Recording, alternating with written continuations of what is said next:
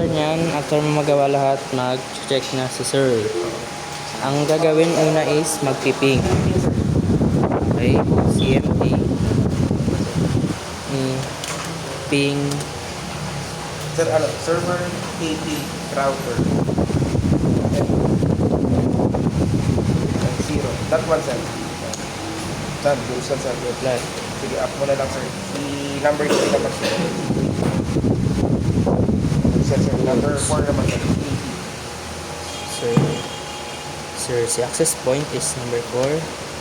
Client. Goods naman, sir. Client side naman, sir. Ito po si client side, server side.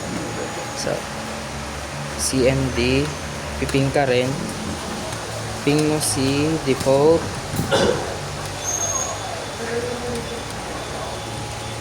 Yan, By goods. Number Next, 2 naman, sir. Ay, hindi ko item ko, sir. 2 po. Ayan. Good, sir. Tapos 4 naman, sir. Then, ping mo si access point. Oh no! Yun.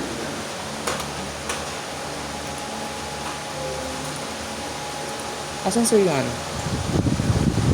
Yung parang wifi. Ito lang po mga ito. So, Natatuming na yan, sir. wala pa po.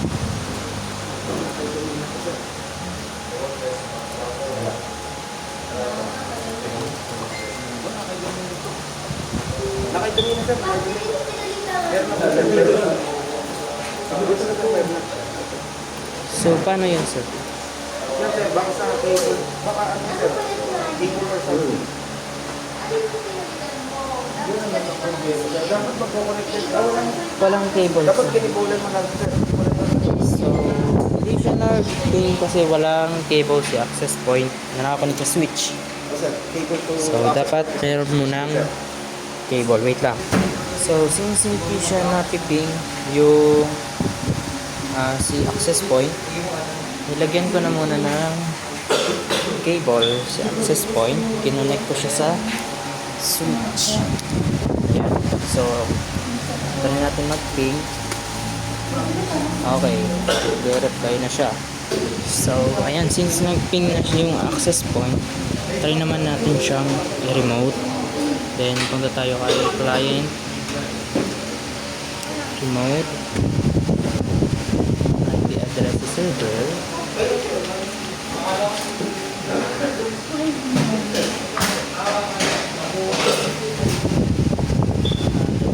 Yata dito is administrator. Pinalitan mo siya na administrator.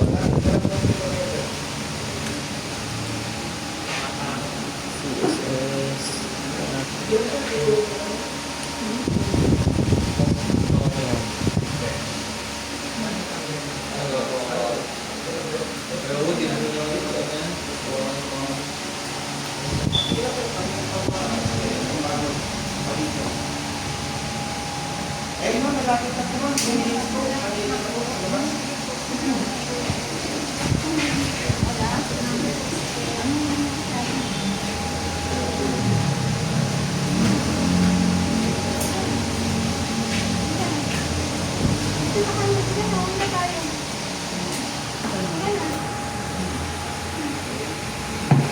Click yes.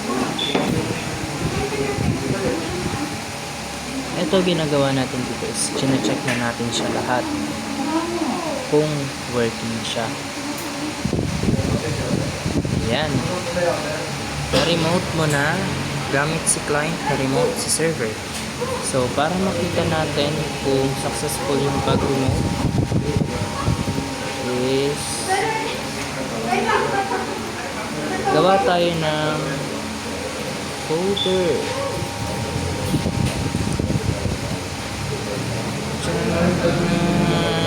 Ayan. After mo ma-remote, gumawa ng folder. Ayan yung folder. Okay. Then, is mo to. Okay. Then, tignan natin dito.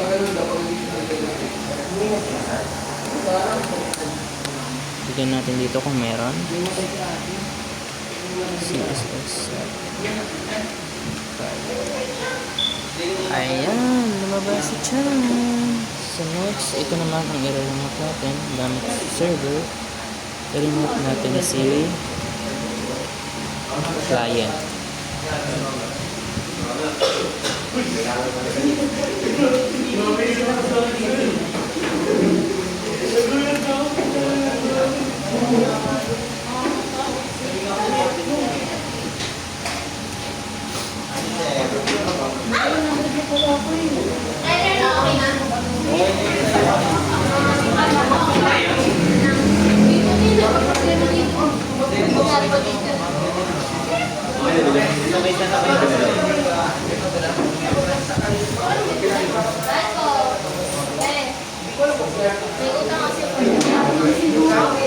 Yes. Ang nire-remote ng server, si client. So, yan. I-remote tayo ha. Yan. Remote. Click yes.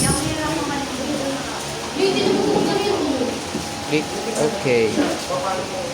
And ayan, na-remote na natin si client. Ang gagawin naman natin is folder. Kinalalayag.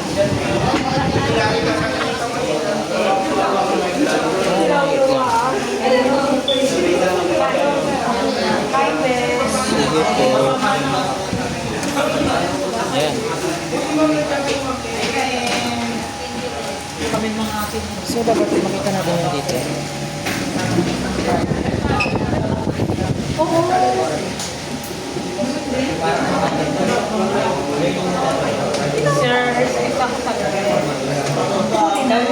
Oh my God, hindi ko makita. Remote mo sir. Okay, mag-remote tayo ulit. Remote. Remote sir. Show more option. Show Okay. option mo sir. Show more up. Lagay mo dyan si administrator sir. Ito sir ang lagay mo. Para lalabas. Ang nilalagay natin is yung si client.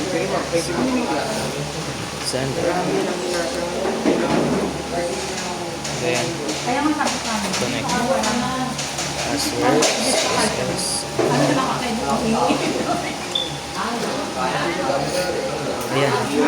So, dapat ang nilagay natin hindi administrator, kundi itong nakalagay dito. Sender. Hindi nga kasabihin mo. Happy din. Sir. It's the dirt naman. Nangyari po. Eh naku, Diyos niya. Nagbago mo lang ma'am.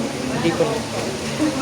Ay ma'am, ay sir. Yung SS mo sir. Yung pinasword mo. Hindi po nag-ano, lahat and fail.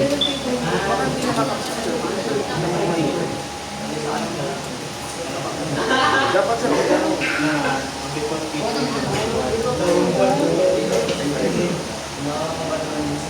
Ay, baka hindi. Oh, 0.2 nga pala ito sir. Opo, 0.2 naman. O yan sir, gagamit. Sige. Dito na yan, sir. Pag nagganyan, punta ka na sa yung sir, properties. Tapos Advanced system settings. Yan sir, administrator sir. Tapos yan sir,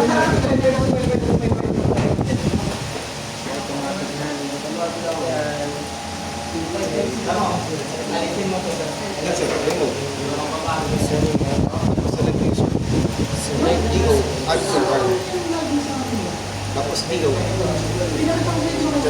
Subjectives. Then domain. Okay. Yan sir. Ay, wala po yan sir. Then after nun, Magkana na yan. connect na natin ulit.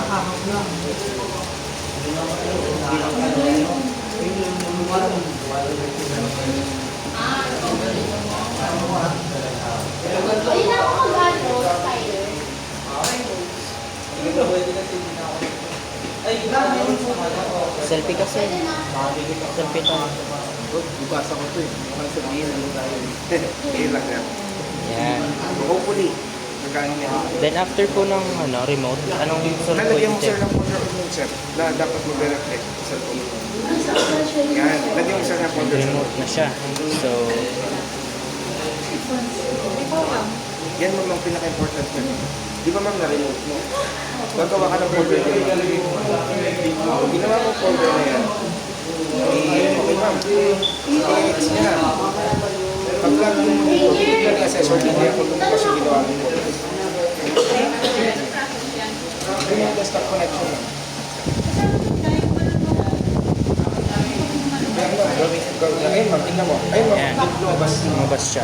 Meaning to say, talaga na-remove mo. Then after nito sir, yung Ano na sir, folder direction. Gagawa ko sir ng file dito sir. Any file dito, dapat mag-reflect na kay folder direction. okay, gawa ko ng file. Tine-check na lang. File. Tapos, Punta ka sir sa ano dyan.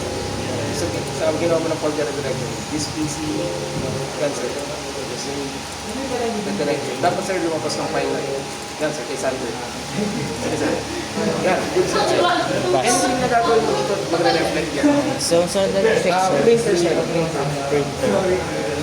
Printer sir. Saan po ako pupunta? Control panel ko sir.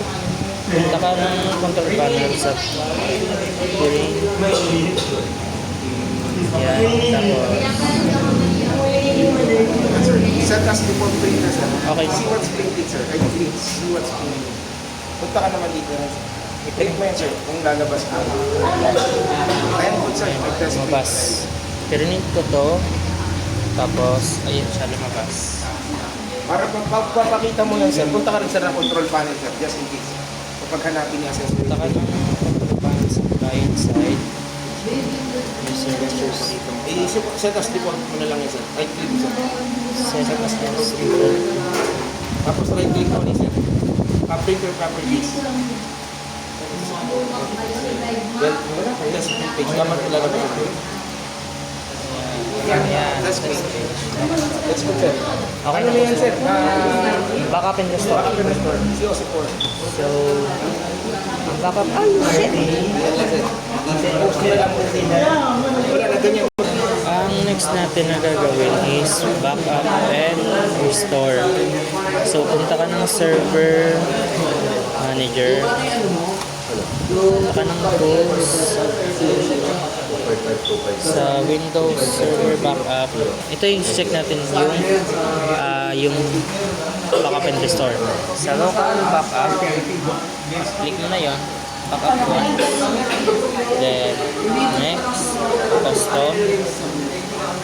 Next, add items. Ito. Add mo yan, si redirection, administrator. Then, okay mo siya. Click mo si add items. Okay na pala siya. Then, next.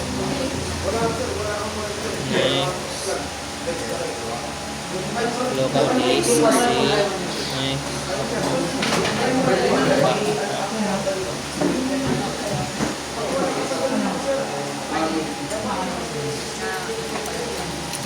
Tapos, ayan. Nag-backup siya.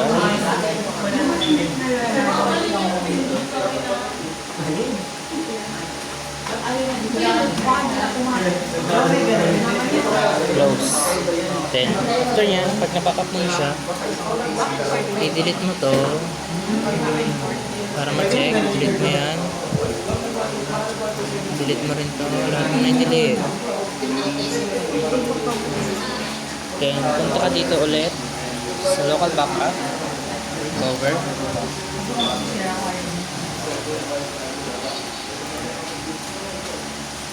Next. Next. Ito. Si redirection. Click mo redirection. Then, next. Restore.